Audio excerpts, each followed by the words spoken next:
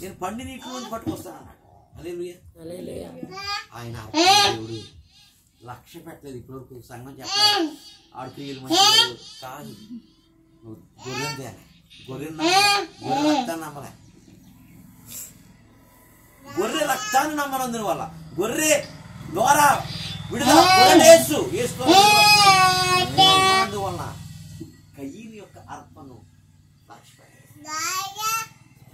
హల్లెలూయా. హల్లెలూయా.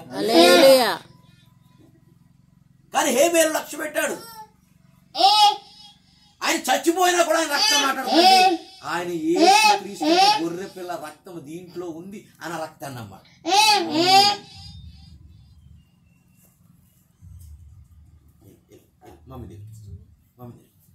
Mummy